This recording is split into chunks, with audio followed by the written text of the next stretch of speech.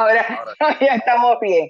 Bien, a ver, como usted trajo a colación este tema, Samira es especialista en derechos humanos, políticas públicas de inclusión y además presidente del CIMUF Panamá.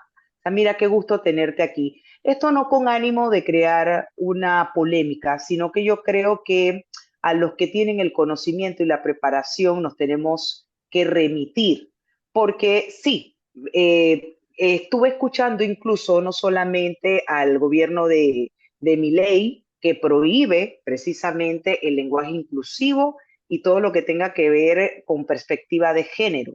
Ha pasado también con Bukele en El Salvador y el señor Ariel Hughes acaba de comentar también lo mismo, que él es de la opinión que aquí no debería estar pues incluyéndose esas agendas. Bienvenida, Samira, y para que nos orientes, para que no solamente la audiencia tenga el conocimiento, sino también todos aquí que estamos reunidos. Cuando hablamos de esa inclusión con perspectiva de género, ¿a qué nos referimos? Bueno, buenas tardes a todas las personas que nos están escuchando. Señor Hughes, mucho gusto. Edna, gracias siempre por la invitación. Bueno, hay varios conceptos sobre el tema de género que tenemos que aclarar. El género, pues, que es una teoría de estudio que nos sirve para estudiar las transacciones culturales de poder entre hombres y mujeres. Esto es la teoría de género. Y es entender las diferencias entre el sexo y aquello que se construye como femineidad y masculinidad en la identidad de las personas de acuerdo a su sexo asignado. Esto también incluye hablar sobre la expresión, cómo una persona masculina o femenina, independientemente de su sexo, puede proyectarse, vestirse y comportarse, ¿no? A veces hay hombres que tienen un comportamiento mucho más suave que un hombre tradicional. Entonces, esto es cuando hablamos de la teoría de género. La ideología de género es un concepto que no existe dentro de las ciencias sociales. No es un concepto que esté estudiado, que se haya investigado. La ideología de género es, digamos, mal llamada ideología de género. Las ideologías son pensamientos que generalmente llevan una doctrina, ya sea una doctrina política o una doctrina religiosa. En el caso de los estudios de género, lo que se estudia son las transacciones humanas referente al comportamiento cultural diferenciado entre hombres y mujeres. Entonces, cuando hablamos de ideología, estamos hablando de un concepto que cultural, sociológicamente, antropológicamente, desde las ciencias, no existe. Es mal llamada ideología, pero no existe la ideología de género. Las personas que trabajamos en las ciencias sociales hablamos del género, como ya lo dije, desde hace muchísimos años y generalmente tiene que ver con procesos de inclusión de las mujeres, de respeto de las mujeres, de que las mujeres tengan acceso a igualdad de oportunidades, tanto en salud como en trabajo, como en derechos económicos, en derechos sociales. De esto se habla cuando hablamos de la transversalización de género dentro de las políticas públicas y que se tome en cuenta la participación de las mujeres en todas sus formas. También incluye hablar de la diversidad sexual, pero no es lo mismo.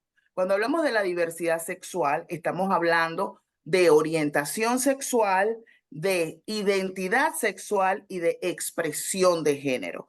Son tres temas distintos y cuando hablamos de la expresión de género, como ya lo dije, es, por ejemplo, si yo soy más masculina, más femenina y si me siento acorde con el sexo con el que me fue asignado al nacer.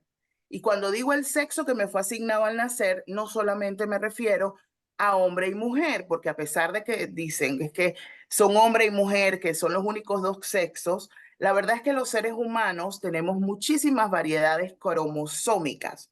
Una cosa es el sexo genital, es decir, la vagina y el pene, está el sexo gonadal, está el sexo cerebral y todas estas cosas ya han sido estudiadas. Cuando estuvimos en la escuela que hablaban de XY y XX, pues ya la ciencia en esos momentos no se conocía el genoma humano, no había especialistas en genética. Hoy en día ya hay especialidades en genética que han demostrado que hay XY, XX, pero esos son temas biológicos. Entonces, generalmente las Claro, discusiones que se dan son temas, son como nosotros discutiendo de fútbol. Cuando hablamos y sabemos más que el técnico. No, porque el técnico lo que debió hacer esto y el otro debió poner a no sé qué jugador, pero es al técnico al que le pagan $10,000 para que dirija una selección. Entonces, yo no puedo hablar como si fuese especialista en biología y hablar de que si los genes, que si la gente, que si la mente, porque es todo un campo de estudio muy vasto. Entonces, hay mucha desinformación efectivamente, pero no es información científica, sino que es información o desinformación o explicaciones o argumentos que tienen más que ver con las tradiciones culturales, con ideologías religiosas. Las religiones sí son una ideología, incluso con ideologías políticas, ¿no? Eh, entonces sí, para entender un poco la cosa sí. del concepto. Samira, pero tiene esto que ver y vamos a circunscribirnos precisamente a lo que pasó en El Salvador y en el gobierno del señor Milei. Esto tiene que ver con esa onda del todes, todas, ellas, ellos, porque, a ver, uno nace hombre, uno nace mujer y la orientación sexual, con el respeto de los que tengan su orientación sexual, es su orientación sexual y es su vida y es su propio problema, ¿cierto? Pero esto de que, del todes, ¿eso realmente es un tema inclusivo? ¿Cómo lo ves tú? Porque hay una gran confusión, que es lo que creo que trata de explicar el señor Ariel al hablar de que lo de la perspectiva de género no debería incluirse en nuestros colegios, pero que uno tiene que profundizar más esto de qué va esto de perspectiva de género para no repetir uno como papagayo o querer decir lo que dicen en otros países si no tenemos el concepto amplio. Por eso me parece sumamente interesante, tú que estudias este tema, nos amplíes con relación a esto y poder quedar claros en el concepto. Sí, mira, lo que pasa con el lenguaje inclusivo, que no es lo mismo que ideología de género, ya les dije, bueno, ideología de género no Ujú. existe, hablemos de esto, perspectiva de género, el lenguaje inclusivo, que también es lenguaje respetuoso. ¿Qué hace cuando decimos voy a eliminar esto del lenguaje inclusivo, la ideología de género? Cuando se refieren a eso, básicamente van a eliminar el todos, todas y todes. No es Ujú. solo la E. Y no nacemos solo hombres y mujeres, nacemos hombres, mujeres y nacemos intersexuales, que antes se llamaban hermafroditas, ¿sí? Hay Exacto, muchísimas personas que nacen intersexuales y de hecho hace poco nació un niño intersexual. es cierto. A las personas intersexuales cuando nacen, a la niñez intersexual, se le hace una ablación de uno de los genitales. El genital que más visible tiene es el que se deja. El otro se le elimina y automáticamente se le comienza a hormonar. Esto es un proceso de transexualidad, a pesar de que hoy en día dicen que a los niños trans, que los niños no pueden elegir. Bueno, a las personas intersexuales, los padres y los médicos eligen. Y sobre eso comienza, si yo le quito a un niño o a una niña, le quito a la niña el pene y la dejo solo como niña. Le corto el pene y comienzo a hormonarla con estrógenos y hormonas femeninas y le hago 5,000 operaciones o 3, 4 operaciones. Ella no tiene conciencia de esto, ¿sí? Esto lo deciden los papás. Entonces comienzan a hacer un proceso de transexualidad porque ese menor o menora no han desarrollado su química, su biología, todo su desarrollo humano en la adolescencia no se ha dado. No sabemos si va a ser una persona con una expresión y con una identidad más femenina o menos masculina, que es lo que ha pasado con muchos hombres. Cuando crecen, tienen hemorragias y se dan cuenta que dentro lo que tienen es un útero y 2 ovarios. Y hay mujeres que son perfectamente XX Y, porque ahora sabemos que pueden haber más combinaciones y que son mujeres con estrógeno, pero no tienen útero. Entonces, ahora los bebés se hacen en laboratorios, por Dios, o sea, es entender que la ciencia ha avanzado. Entonces, limitarnos a decir que al eliminar esta perspectiva de género de los colegios significa que también estamos invisibilizando el derecho de las mujeres. Y con este afán de discriminar a las personas de la diversidad sexual, se está cercenando el derecho y la visibilidad de las mujeres. ¿Qué significa eliminar el lenguaje inclusivo y el lenguaje con perspectiva de género? Que el todos es neutral y lo incluye y nos representa. Entonces yo no tengo que decir buenos días todos y todas. Olvídate de la E, que la E lo que representa juntamente es a las personas transexuales o a las personas intersexuales, que existen, que están en el mundo, que no son una invención de la Agenda 2030, que existen desde el principio de los tiempos. Entonces, lo que la Agenda 2030 dice es, respetemos los derechos humanos de todas las personas por igual. Claro, No, Samira, ninguna pero persona es mejor decidieron, que otra.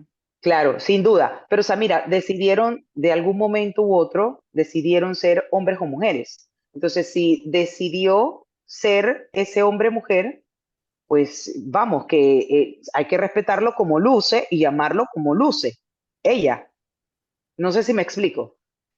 Claro, Sí, pero sí, todos y el tema es todas. que los humanos no somos muy respetuosos. A nosotros ya lo que nos gusta es decirle a la gente lo que tiene que hacer, cómo tiene que verse y hacer esclavos. Eso es una cosa que Sí. está en la historia de la humanidad. Yo todavía me pregunto por qué en todos los momentos de la humanidad hemos tenido esclavos. Eso habla muy mal del sentido de igualdad y empatía que tenemos entre los mismos humanos. O sea, siempre hay una tendencia en la especie humana, hablo de la especie en general, de creer que unos somos mejores que otros, que los blancos un tiempo pensaron que eran mejores que los negros, que los hombres por muchísimos años pensaron que eran mejores que las mujeres, que hemos pensado que físicamente hay diferencias que limitan a uno frente a otros.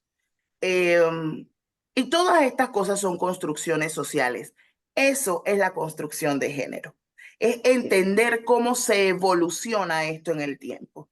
Estas políticas que están lanzando Bukele y Milei son políticas antiderechos humanos. Porque Vamos de a hacer un alto nuevo, ahí. Vamos a ajá, hacer un alto ahí, Samira. Vamos a permitirle a don Ariel, aprovechando los minutos los 5 minutos que nos quedan, porque contigo me quedo para hablar de otros temas aparte de este. Don Ariel, ¿qué duda le ha quedado? ¿Qué opinión le merece la explicación que nos comparte la licenciada Samira Armengol? Bueno, saludos, Samira.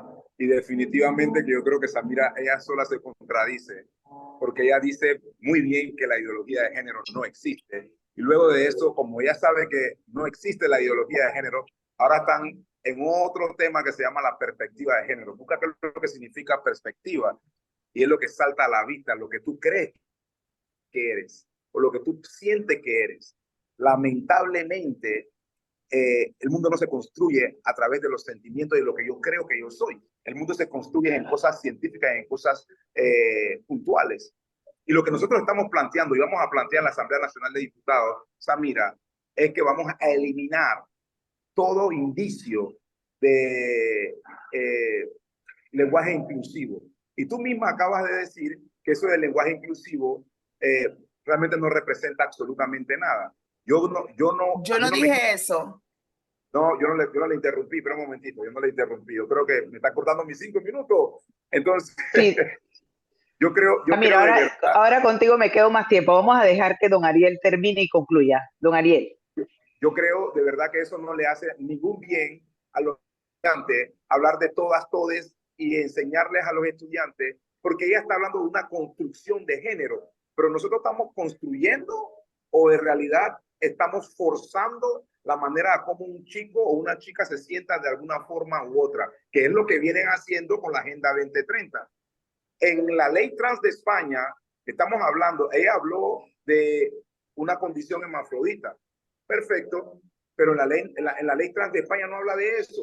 Habla de un hombre que se siente, que se autodetermina mujer, ¿verdad? Entonces se flagela sus genitales a los 12 años para poder transfigurarse en una mujer.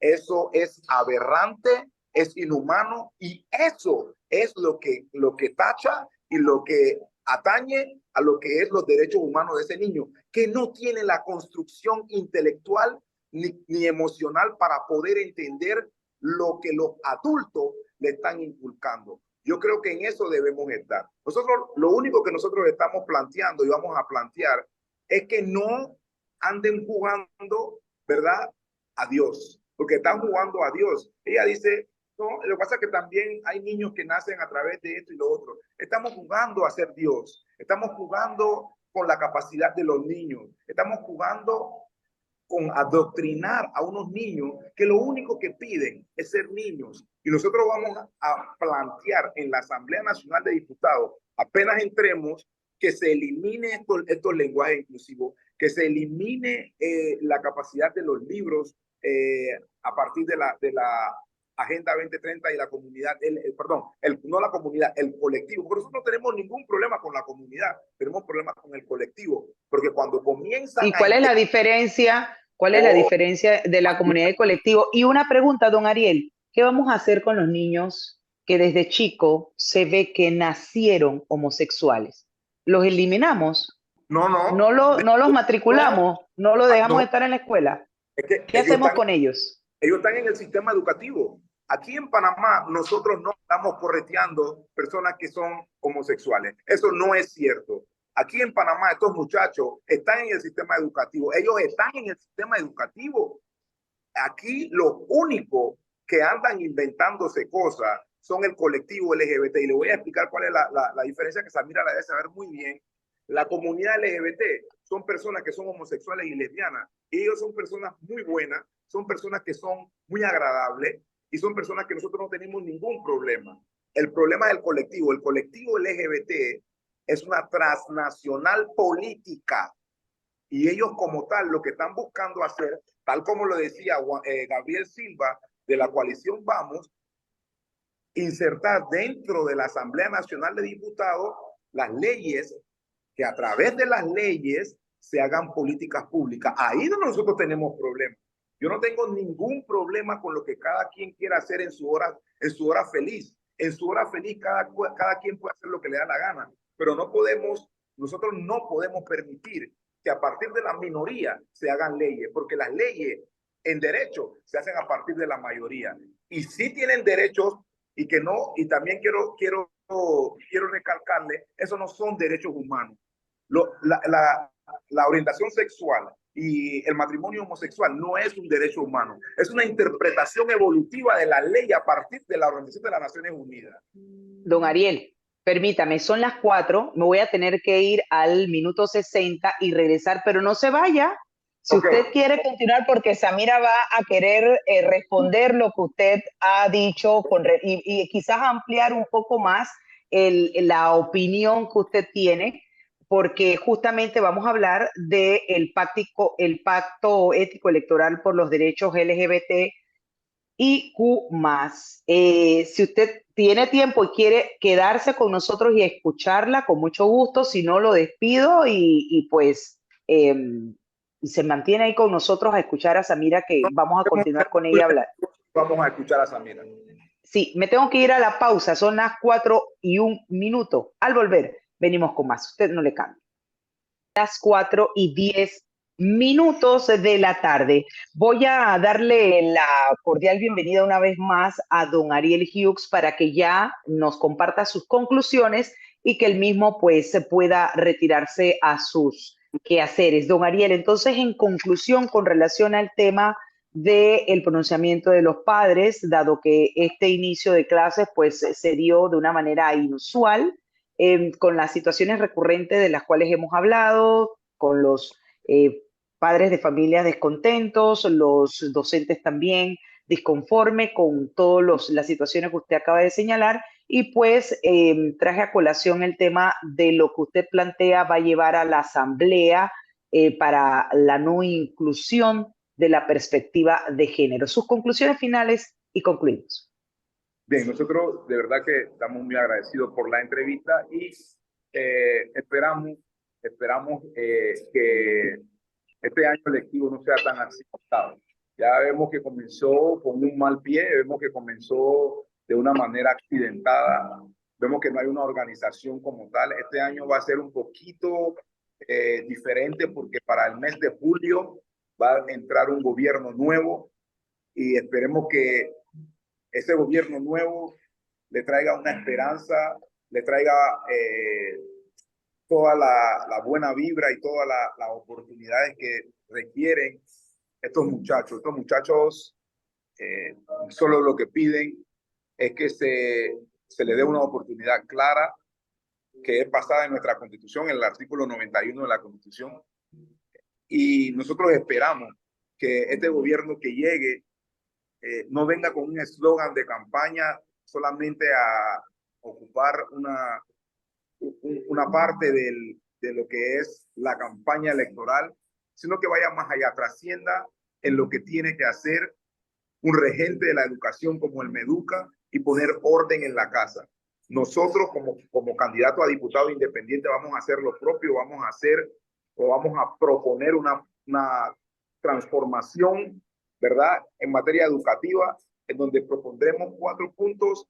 El primero va a ser la malla curricular, el segundo, la forma como se resuelve y cómo se genera estos cambios en cuanto a la estructura. El tercero es que no haya hambre dentro de la escuela, que la escuela, ¿verdad?, sirva para que estos muchachos vayan a estudiar y tengan por lo menos un plato de comida y puedan resolver esta situación de hambre. El hambre saca a estos muchachos del sistema educativo. Entonces nosotros tenemos que meter eso dentro del proyecto. Y por último, ¿verdad?, nosotros vamos a proponer que se elimine todas las situaciones que hay en cuanto a la ideología de género. No vamos a utilizar la palabra perspectiva de género porque eso es algo que se están inventando ahora porque sabe que la ideología de género no existe. Entonces nosotros tenemos que sacar eso del sistema escolar, sacar todos estos libros del sistema escolar, que eso le hace bien a nuestros niños y jóvenes de este país.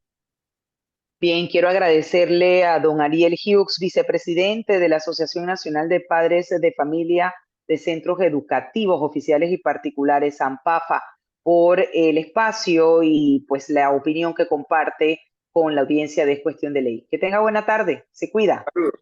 Bien. 4:14 minutos, avanzamos con nuestra invitada de hoy, Samira Armengol. Ella es especialista en derechos humanos y políticas públicas de inclusión y presidenta de CIMUF Panamá. Samira, una vez más, bienvenida. Quería preguntarte sobre esos preparativos para el Pacto Ético Electoral por los Derechos LGBTIQ+. Pongamos en contexto esto para la audiencia, de qué trata estos preparativos, por qué el Pacto Ético Electoral para los Derechos de la Comunidad LGBTIQ+. Bueno, primero que todo, nosotros estamos abogando porque se nos respeten nuestros derechos de acuerdo a la ley. Tal y como estuvimos conversando hace un rato, nosotros como colectivo, como comunidad, como población, como seres humanos, existimos dentro de la sociedad. Nosotros ya estamos presentes, nosotros tenemos una historia tan larga como la historia de la humanidad de existir, y efectivamente hemos sido un grupo muy vulnerado en todos los espacios, no en todas las sociedades, pero ha habido un momento en la historia en el que se ha comenzado a satanizar por distintos motivos a la población LGBTI. Hoy en día en Panamá, de acuerdo a un país que es conservador y que discrimina a ciertos grupos y que no creen en los derechos humanos de los grupos más vulnerados, no existe ninguna ley que proteja específicamente a las personas de la población LGBT. Existe una ley antidiscriminación que protege a las mujeres, que protege a los indígenas, que protege a los afrodescendientes, que protege a las personas con discapacidad, Sin embargo, no existe ninguna que proteja a la población LGBTI, que es echada de sus casas, que no pueden acceder a trabajos, que son echadas del sistema escolar, sobre todo los niños y las niñas trans, son discriminados por no entrar dentro del esquema que las sociedades consideran o que esta sociedad considera que debe ser lo normal. Cuando nosotros hablamos de un pacto electoral, estamos enfocándonos en los compromisos que deben tener los candidatos, que es hacer cumplir la ley en el país, que es hacer leyes para el bienestar de todos y todas, porque las leyes no se hacen para la mayoría, al contrario, las leyes se hacen para todas las personas, no para un grupo. Las leyes para proteger a las minorías no es lo mismo que hacer una ley especial para las minorías. Es un tema de educación científica, como hablo yo, hablo desde la ciencia y hablo desde el derecho. No hablo desde una ideología religiosa en particular. Que efectivamente las religiones son las que adoctrinan, ¿no? Donde uno tiene que seguir un dogma y no puedes cuestionar lo que se te dice, y no hay base científica ninguna para lo que se nos enseña, por lo que hay que vivir sin tener ningún tipo de prueba o de evidencia, tanto científica como social, ¿no? Entonces, nosotros estamos apostando a las leyes, a que haya legislación en igualdad de condiciones para todas las personas. El pacto lo que busca también es demostrar el poco compromiso que tienen las personas con nosotros como población, que no somos solamente una aberración, también somos una personas que pagamos impuestos, que trabajamos, que tenemos familia, que ya tenemos hijos, que los estamos criando, ¿no? Eh, la ley, el pacto no exige cosas especiales. Lo que exige, y que de alguna manera es lo correcto, es que Panamá cumpla los compromisos internacionales con los que ya se ha comprometido, ¿sí? Como por ejemplo, Samira. Como por ejemplo la Convención de los Derechos Humanos. Panamá no es un colectivo. Esta cosa de la corporación transnacional me ha llamado la atención, me parece súper interesante, ¿no? El nivel de ciencia ficción que tenemos para describir a un grupo que lucha por sus derechos. La historia ha demostrado que los derechos humanos es estar del lado correcto, ¿no? Los grupos mayoritarios, por ejemplo, las leyes que se hicieron para la mayoría en Alemania, lograron el genocidio del pueblo judío. Ahorita los judíos que tienen mayoritariamente el territorio y el poder bélico están masacrando a otro pueblo. Entonces, decir que la mayoría puede decidir sobre la minoría me parece un poquito opresivo. Pero en el caso puntual de los convenios, justamente dice, aunque hay una mayoría heterosexual en un país, la minoría homosexual, bisexual, lesbiana y personas trans también tienen derecho. Eso es lo que dicen los convenios. No puede ser ilegal ser una persona gay o lesbiana o trans. Los niños transexuales tienen derecho a ir a la escuela. Los niños intersexuales tienen derecho a que no se les haga una ablación genital, a que crezcan y cuando su cuerpo decida o demuestre de acuerdo a su desarrollo, qué es lo que va a hacer, entonces se puede elegir. Es no violentar la existencia de los seres humanos que ya estamos aquí y que estamos trabajando por estos derechos. Hay una infinidad de recomendaciones que Panamá ha recibido de los otros países. Y como siempre digo, al final esto se resume en préstamos, en la imagen internacional. Siempre lo digo, aquí le tenemos muchísimo miedo al comunismo, pero definitivamente, si nosotros nos ponemos a ver, Panamá va en retroceso sobre sus derechos humanos, va en retroceso en sus políticas económicas, hay mayor pobreza y lo que deberíamos estar haciendo, por ejemplo, en la educación, en vez de estar preocupados por el la, lo, les, que me parece que no impacta de ninguna manera, o sea, que no hace que la educación se detenga un día o una semana, como lo hace que las escuelas no estén listas. O sea, me parece que deberíamos preocuparnos a todas las personas que están en las políticas, debería importarle que haya escuelas funcionando, que haya agua potable en sus lugares. Ese tipo de cosas yo no las escucho. Entonces, Sam- ya que hay una cruzada contra la población específicamente, nosotros queremos hacer este recuerdo. Hay muchos pactos. ¿Y El de qué van a personas con hacer? O sea, sí, discapacidad. para tenerlo claro, entonces ustedes van a presentarles a los candidatos ese pacto, hoy, ese pacto ético para que ellos se comprometan a qué, puntualmente, de cuántos puntos se compone, Samira, estos preparativos o esto que ustedes le van a poner y van a, por supuesto, mencionar quiénes se comprometieron, quiénes lo ven realmente respetando los derechos humanos de la comunidad, para que nos cuentes un poco. Bueno, el pacto está enfocado en el cumplimiento de lo que ya Panamá se ha comprometido y firmado a cumplir. No estamos pidiendo nada nuevo. El pacto dice, por favor, esto es lo que Panamá firmó, Ujú. hágalo.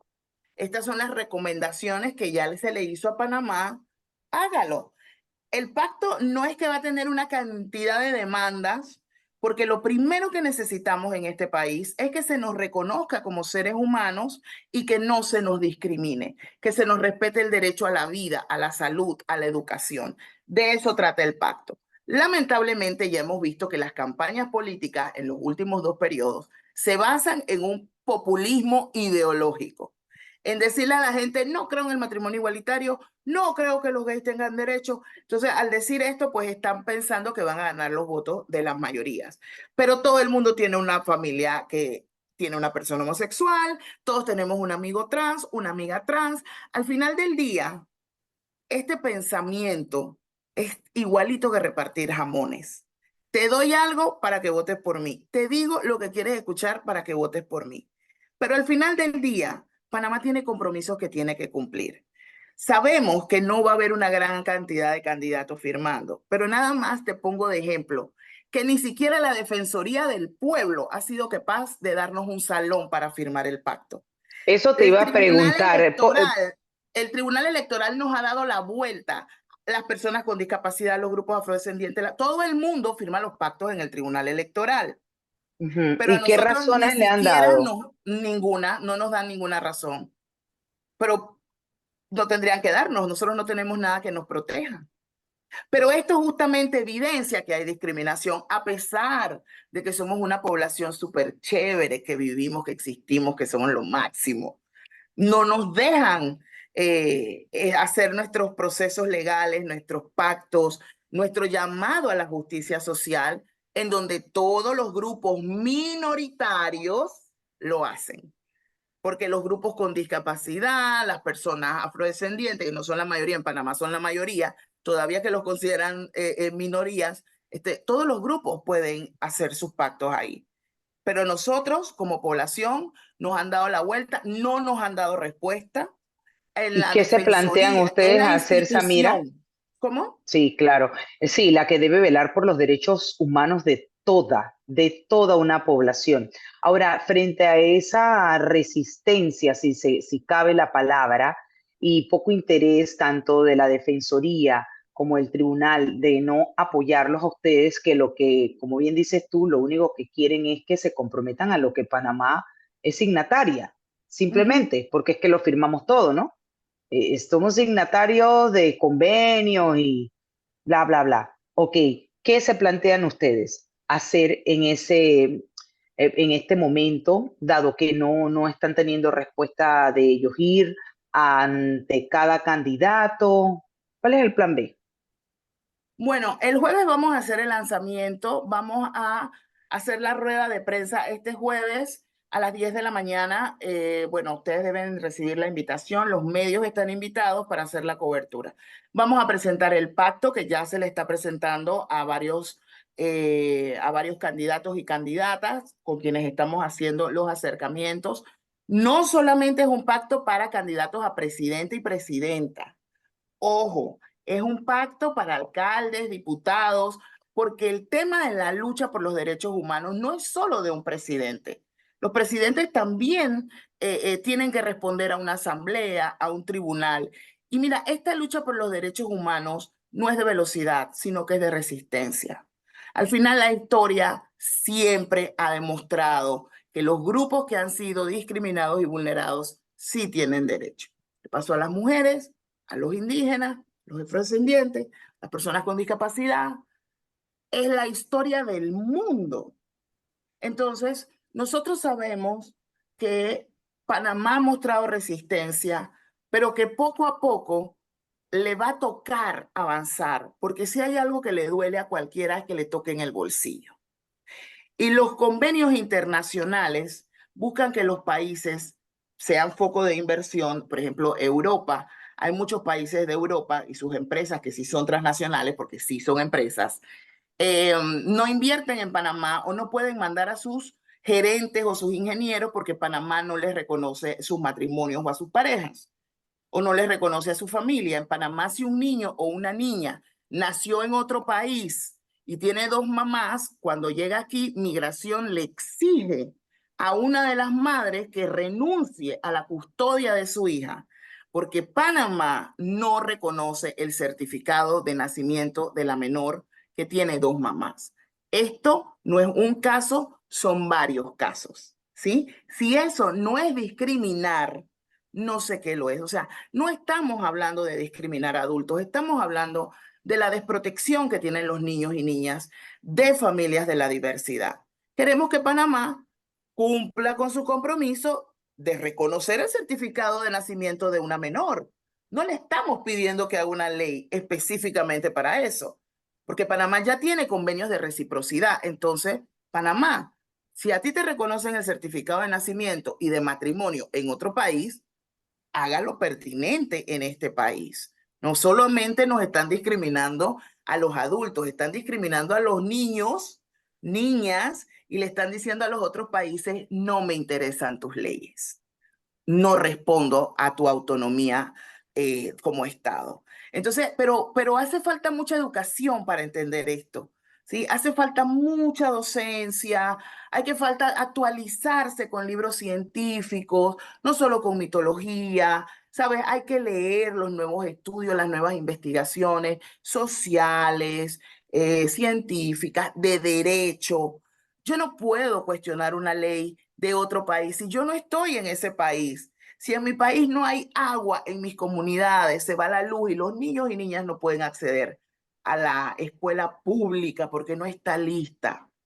Y mi máxima preocupación es hablar sobre lo, la y les. Yo tengo que cuestionarme. Entonces yo creo que hay que educarse más, hay que aprender un poco más. Yo creo que tenemos que hablar desde los hechos y la realidad, no desde la ficción, no desde lo que estamos imaginando, porque como sociedad estamos haciendo un daño gravísimo. Por ejemplo, los embarazos en adolescentes se disparan. Panamá pasó de estar en unos números ahí más o menos a tener el número más alto de embarazos en adolescentes, porque no quieren pasar las guías de educación que incluyan perspectiva de género. Y perspectiva de género habla de educar a las niñas y adolescentes en educación sexual para no salir embarazadas. Entonces, Mira, sí, en ese sentido, ya para concluir, porque el tiempo nos alcanzó, ¿cuál es tu opinión con relación a la eliminación de la perspectiva de género en las escuelas en El Salvador? pues yo creo que es consistente con la política de Bukele. Bukele ha dicho en muchísimas ocasiones que él considera que las mujeres deben estar en el hogar. La primera dama también, lo mismo que Milei. Eso es lo que plantean las políticas, bueno, estas conservadoras. eh, Estos discursos conservadores son peligrosos porque un día estamos aquí y otro día las mujeres vamos a volver a la casa a no poder estudiar, a no tener derechos sobre nuestro cuerpo. Bueno, sobre nuestro cuerpo casi que ya no lo tenemos. Pero digamos que es un discurso peligroso, porque con el tema, y esto se lo digo a las mujeres, con el tema de que la ideología de género tiene solo que ver con las personas de la diversidad sexual, han engañado a todo el mundo. Es un discurso manipulador y es un discurso peligroso para las mujeres. Porque es claro que tiene que ver con la diversidad sexual, pero a las mujeres también nos afecta. Desde el momento en el que volvemos a que todo representa y es neutro y nos incluye. Cuando me dijiste, Samira, ella es la presidente, volveríamos a lo mismo. Y nada más por saber, ya se escucha mal, porque hemos avanzado muchas generaciones con mucha lucha en nuestros derechos. La teoría es una teoría que fue lo primero que dije. La teoría de género y la perspectiva de género se estudia, se elabora, se investiga. Todos los días se hacen análisis nuevos. ¿Sí? No estamos repitiendo ficción siglo tras siglo tras siglo. Estamos avanzando para entender el comportamiento humano y respetar ese comportamiento y no creernos superior a ningún ser humano, porque efectivamente es muy peligroso jugar a Dios y creernos superiores y creernos que tenemos la verdad absoluta. Así es. Que termino con ese mensaje, Samira, y te agradezco muchísimo este espacio que te tomas como siempre para orientar a nuestra audiencia de Cuestión de Ley. Hablaremos próximamente cuando nos cuentes cómo les fue con esto de los preparativos para el Pacto Ético Electoral por los Derechos de la Comunidad LGBT. Nos cuentas, Samira. Bienvenida siempre. Linda tarde. Gracias, Edna. 4:33 minutos, momento de irnos a nuestra última pausa. Al volver venimos con más.